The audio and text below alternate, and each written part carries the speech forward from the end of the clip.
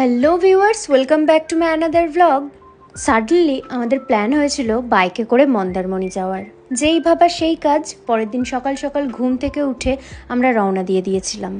সমুদ্র আমি ভীষণ ভালোবাসি, আর জীবনে প্রথমবার এটা আমার বাইকে করে সমুদ্র যাত্রা। আমি ভীষণ এক্সাইটেড ছিলাম।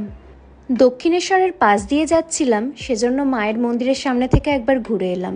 যত সময় বাড়বে তত রোদের তাপ বাড়বে, সে কথা ভেবে আমাদের আর মন্দিরের ভেতরে ঢোকা হয়নি। তারপর আমরা আবার আমাদের রাইড স্টার্ট করে দিয়েছিলাম, আর আমরা ব্রেক নিয়েছিলাম কোলাঘাটে সোনার বাংলা হোটেল অ্যান্ড রেস্টুরেন্টে। সেখানে আমরা আমাদের ব্রেকফাস্ট সেরেছিলাম লুচি তরকারি আর চায়ের সাথে। তারপর আমরা আবার চরম এক্সাইটমেন্টের সাথে আমাদের রাইড স্টার্ট করে দিয়েছিলাম। কোনো প্ল্যানিং ছাড়া বেরিয়ে পড়ার যে আনন্দটা, সেটা হয়তো প্ল্যান করে বেরোলে পাওয়া যায় না। বেশ অনেকটা যাওয়ার পরে তারপর আমরা এক জায়গায় দাঁড়িয়েছিলাম, আর সেখানে নিয়েছিলাম রেডবুল অ্যান্ড স্টিং। তারপর আমরা আবার আমাদের রাইড স্টার্ট করে দিয়েছিলাম। নন্দকুমার কাঁথি চাউলখোলা ক্রস করে আমরা পৌঁছে গেছিলাম আমাদের গন্তব্য মন্দারমণিতে। মন্দারমণিতে আমরা কোথায় ছিলাম অ্যান্ড তার সমস্ত ডিটেলস আমি নেক্সট দিন অন্য কোনো ভ্লগে তোমাদের সাথে শেয়ার করব। ভিডিওটা আজকে এখানেই শেষ করছি।